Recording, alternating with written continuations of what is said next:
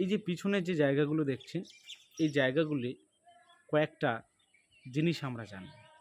সম্প্রতি আমরা একটা জায়গার কাগজ দেখলাম, মানে একজন জায়গা কিনবে বলে সে সমস্ত দেখাশোনা সব করেছে। পরবর্তীকালে কাগজগুলো যখন আমার কাছে নিয়ে আসে, আমি কাগজগুলো দেখলাম। দেখার পরে বেরোলো বর্গা। বর্গা তো সে বর্গা নেবে না। বর্গা জায়গা কেন কিনবে? বর্গা জায়গা রেজিস্টার হচ্ছে, কিন্তু বর্গা জায়গা কনভার্সন হওয়া, বর্গা ওঠানো, সেই সব ব্যাপারগুলোতে সে অতটা বোঝে না, সে নেবে না। তাহলে সে দীর্ঘদিন ধরে যে জায়গা দেখেছে যে এই জায়গাটা আমি নেব, এবং প্রমোটারের সাথে কথা বলা, বার্গেনিং করা, স্পট দেখা, ফিতে ফেলা, তারপরে বাড়ির সাথে আলোচনা করা, এই যে একটা কষ্ট পরিশ্রম, এই কষ্ট পরিশ্রম করার পরে শেষমেশে কাগজ দেখে তাকে পিছিয়ে আসতে হলো।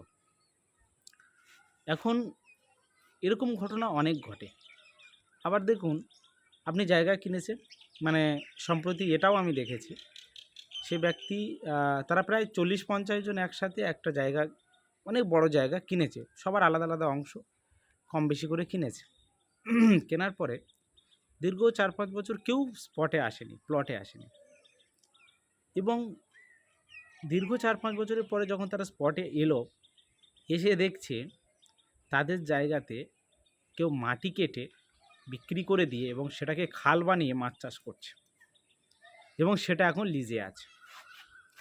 এসে তো ইতিমধ্যে হতবাক, এবং তারা থানায় জানায় যে প্রমোটারের কাছ থেকে কিনেছে সেগুলো, সেই প্রমোটারকে সেগুলো সব বলে। প্রমোটারও তাদের কিছু কথাবার্তাও আলোচনা করে। তারপর সেটা এখন কোর্ট কেস হয়েছে যতটা আমি শুনলাম। তো এবার সেটা বিচারাধীন। তো এই ব্যাপার।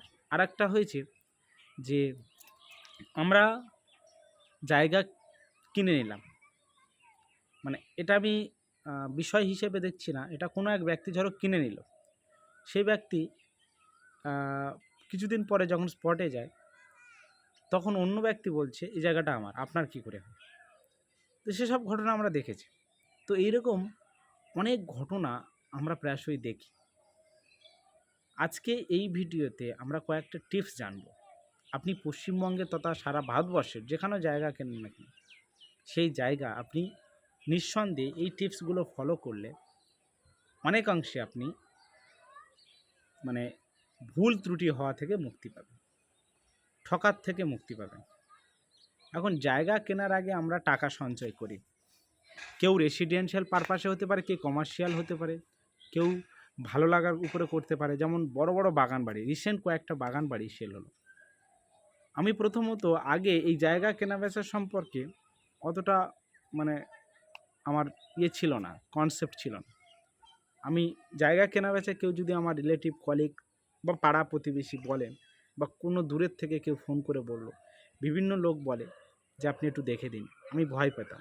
কারণ কি, জায়গা কেনাবেচা সে সারা জীবনের সঞ্চয় দিয়ে কেনে। বাই চান্স কিছু একটা হয়ে গেলে আমাকে বা আমার দিকে আঙুল তুলবে। সুতরাং আমি সেইগুলো থেকে দূরে থাকতাম। দরকার নেই যে আমি দেখার পরে যদি ঘটে যায় কোনো এক বিষয়, যেহেতু তখন আমি অতটা বুঝতাম না, সেই হিসেবে সম্প্রতি এই যে বছরখানেক বা বছর দেড়েক আমি যে কাগজপত্রগুলো দেখাশোনা করেছি, বিভিন্ন প্রমোটারের সাথে আমি বসেছি, ডেভেলপারের সাথে বসেছি, জায়গার বিভিন্ন সমস্যা সম্পর্কে জেনেছি, কোন কাগজটা অ্যাকুরেট, কোন জায়গাটা কিভাবে দেখলে পাওয়া যাবে, কোন জায়গার দাম কতটা হলে ঠিক হয়। এই কয়েক মাস বা 1-1.5 বছরের মধ্যে আমার একটা ধারণা তৈরি হয়েছে। সেই কারণে অনেকে আমাকে বলে, আমি তখন সাজেস্ট করি তারা গিয়ে সেই মতো করে জায়গা কেনে, এবং পরবর্তীকালে কোনো সমস্যা হয়নি আজ পর্যন্ত। অনেক জায়গা কিনেছে তারা, অনেক ব্যক্তি, কারোর সমস্যা হয়নি। যদিও আমি কাউকে ইউটিউবে এসে বলবো না, নাম ধরবো না যে এই ব্যক্তি এখানে কিনেছে ওখানে কিনেছে। আমার আশপাশে আমি এলাকা বলতে পারি যে কোন কোন এলাকাতে জায়গা জমি কেনাবেচা করানো হয়েছে। যেমন ধরুন, দক্ষিণ 24 পরগনার মধ্যে সোনারপুর থানা, সোনারপুর এলাকাতে, বারুইপুর, চাম্পাহাটি, আমার আশপাশে যতটা আর কি আমাদের যোগাযোগ আছে।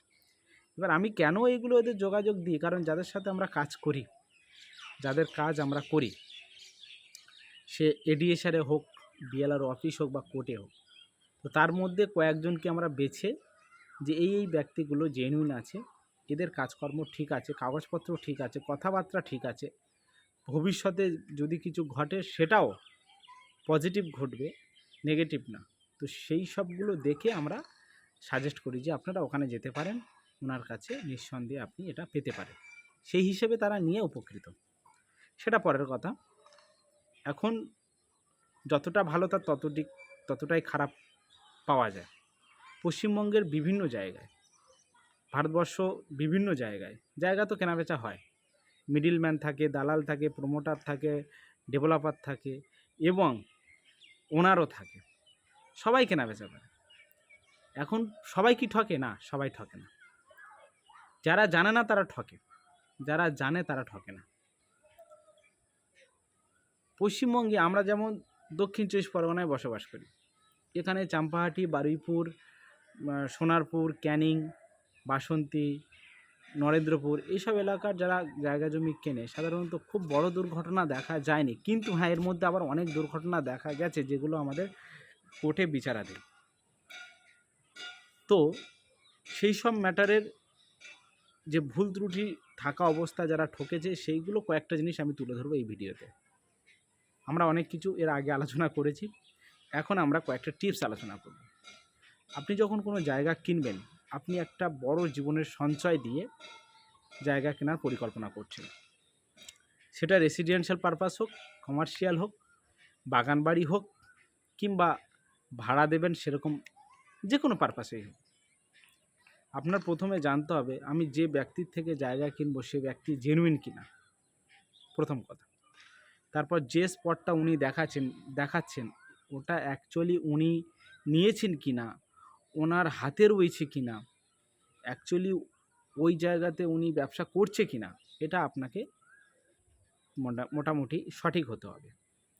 তারপর যখন আপনি দেখলেন প্লট সব দেখা হয়ে গেল, তারপর সমস্ত কাগজপত্র নেবেন। কারণ অনেকে কাগজপত্র নেওয়ার পরেই দেখে বর্গা আছে, রিফিউজ ল্যান্ড আছে, ওয়েটল্যান্ড আছে, বিভিন্ন ল্যান্ড রিফর্মসের ধারা লেগে আছে। তো সেই সব কিছু দেখার পরে কাগজপত্রতে উঠে আসে, এরকম হয়েছে। তো যদি দেখেন যে কাগজপত্র সব সার্চিং করে যে এই জায়গায় এর আগে কাউকে বিক্রি করেনি, আমরা ফার্স্ট কিনছি বা আমরাই মালিক হব, সেটা যদি দেখে পুরো নিশ্চিত হন তাহলে ওকে। সেগুলো কেনার পর দেখার পর তারপর ওই জায়গাটাকে ফিতে ফেলুন, টেপ দিয়ে পরিমাপ করে নিন আপনার সাথে কতটা জায়গার লেনদেন হবে, সেই জায়গাটা দেখুন একে স্পটে আছে কিনা। এবং ওই ফিতে ফেলার পরে যদি ওই সময় কোনো ব্যক্তি এসে চড়াও হয় যে জায়গাটা আমার বা আমি কিনেছি, তাহলে তখন কিন্তু পরিষ্কার হয়ে যাবে। তো ওটা হয়ে যাওয়ার পরে আপনি এগ্রিমেন্ট করুন, ভালোভাবে এগ্রিমেন্ট করুন, কত টাকা দেবেন, লেনদেন কিভাবে হবে, কারা সাক্ষী থাকবে না থাকবে, কি কি বয়ান থাকবে, সেই এগ্রিমেন্টটা ঠিকঠাকভাবে করুন।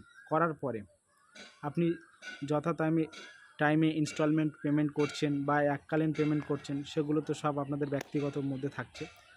তারপর নির্ধারিত টাইমে আপনারা রেজিস্ট্রি করে নিয়ে তারপর সেই জায়গা রেজিস্ট্রি করার পরে আপনি মিউটেশন করান, মিউটেশন করানোর পরে আপনার বাড়ি করার প্ল্যান থাকলে আপনি প্ল্যান স্যাংশন করান। তো এইগুলো স্টেপ টু স্টেপ আপনাকে ঠিক বুদ্ধির সাথে, ত্রুটির সাথে করতে হবে, কোথাও যেন ভুল না হয়, কোথাও যেন ঠকে না যায়। ভালো সিভিলের আইনজীবী যারা জমি জায়গা সম্পর্কে খুব ভালো বোঝে, তাদের কাছে সমস্ত পেপারসপত্র দিন, তারা আপনার জায়গাটা দেখবে অ্যাকচুয়ালি কোথায় আছে, কী আছে না আছে। আপনি সময় দিন, আপনি তাড়াহুড়ো করবেন না, আপনি সময় দিয়ে বুঝুন, জানুন, তারপরে আপনি টাকাটা লেনদেন করুন। তাহলে দেখবেন আমরা যে শুরুতে যেসব ঘটনা আলোচনা করলাম, এর থেকে অনেক ঘটনা ঘটে যেগুলো পরে হয়, কেনার পরে অনেক কিছু ঘটে। সুতরাং যতটা দেখা যায় নেক্সট লেভেলে ততটা দেখে নিতে হবে। তারপরে যদি কোনো দুর্ঘটনা ঘটে তখন আপনি প্রোটেস্ট করার মতো জায়গায় থাকবেন আমার মনে হয়। যদি এত কিছু দেখার পরে, যদি টার্চিং হয়ে যাওয়ার পরে, স্পট দেখার, কাগজপত্র সব দেখার পরে, সব কিছুর পরে যদি কোনো প্রবলেম হয়, আপনি দাঁড়িয়ে দুটো কথা বলতে পারবেন, সে জায়গাটা আপনার থাকবে।